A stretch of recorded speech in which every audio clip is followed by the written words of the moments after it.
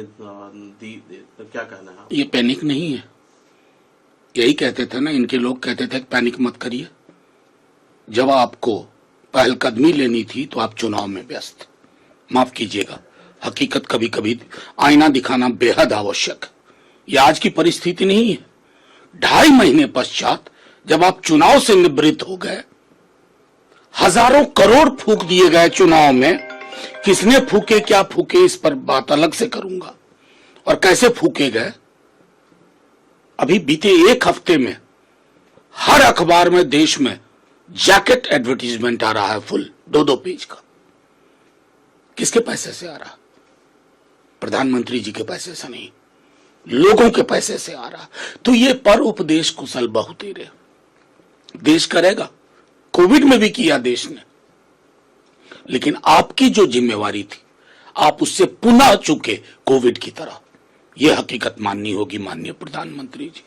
Sir, जो एक आरोप जो एनर्जी सिक्योरिटी भारत की है उसके प्रति प्रधानमंत्री जी बिल्कुल क्लूलेस है। नहीं, देखिए, आप अगर पूरा टाइमलाइन चेक करें और मंत्री बड़े आला अधिकारियों के बयान चेक करें, जब विपक्ष कुछ महत्वपूर्ण सवाल उठाता था तब आपने कई दफा अमेरिकन डिक्टेट में काम किया। हमें बुरा लगता था क्योंकि सरकार आने जाने वाली चीज होती है, देश स्थायी एक एंटिटी है। तब आप हमें खारिज करते थे कि ये देश का दुश्मन है, देश का हित नहीं चाहते। आज आप सचमुच क्लूलेस हैं, आपको पता नहीं है कि इस अंधी गुफा से कैसे निकला जाए। अभी भी वक्त है, अक्रॉस द आयल बातचीत कीजिए, क्योंकि ये 1-2 दिन का मामला मैं नहीं देख रहा हूं, या मैं क्या, करोड़ों लोग नहीं देख रहे हैं। उसमें ये एपिसोडिक बयान, मतलब मैं आपको छोटा उदाहरण दूं, प्रधानमंत्री जी के मन की बात होती है हर रविवार को, उसका बुलेटिन छपता है। ये कागज तो बचा लीजिए, लोगों तक तो बात जा चुकी है ऑलरेडी।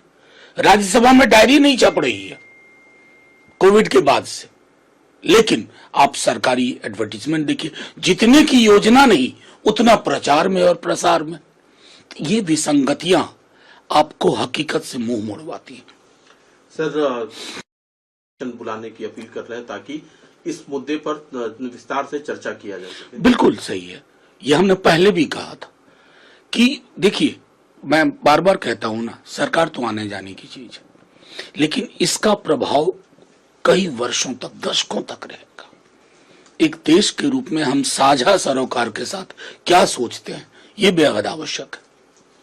सर, ली है कि केरल में कांग्रेस ने जीतने के बाद भी अब तक वो सरकार ही नहीं बना पा रही है वहां पर। और प्रधानमंत्री जी, महाराष्ट्र मुझे याद आ रहा है, और एक कौन सा राज्य था जहां 20 दिन तक कुछ नहीं हुआ था, वो राज्य प्रधानमंत्री जी भी जानते हैं। 20 दिन तक कुछ नहीं हुआ था।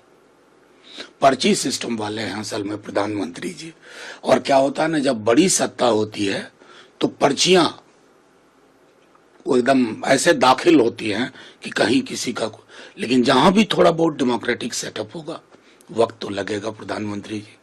सर, जो एक आरोप ये जीता क्योंकि वहां पर लोगों को वोट नहीं डालने दिया गया, उनके वोट रोके गए। देखिए, वो सिर्फ वो एक कारण नहीं है, मैं लगातार लिख भी रहा हूं, बोल भी रहा हूं कि एक पिरामिडल स्ट्रक्चर है अनइक्वल इलेक्शंस का, लार्जली, जिसके बेस में नफरत और घृणा है। उसके ऊपर सत्ता, साधन, संसाधन, संस्थाएं, नाम गिनाऊं, ईडी, आईटी, सीबीआई, और अब तो इलेक्शन कमीशन भी। उम्मीद थी कि माननीय सर्वोच्च न्यायालय कुछ ठोस टिप्पणी करेंगे, तो उन्होंने कहा इस बार नहीं, अगली बार वोट डाल लेना। संविधान सभा में जिन लोगों ने इन धाराओं की रचना की थी उन्होंने सर पीट लिया होगा।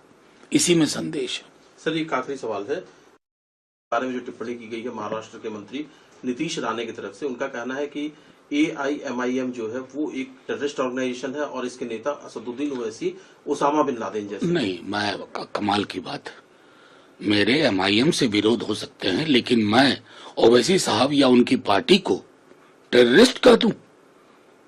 असली टेररिस्ट वो हैं जो समाज में जहर बो रहे हैं। असली आतंकवादी वो हैं जिसने समाज में इतनी घृणा फैला दी है कि हर नथुने तक प्रवेश कर गया।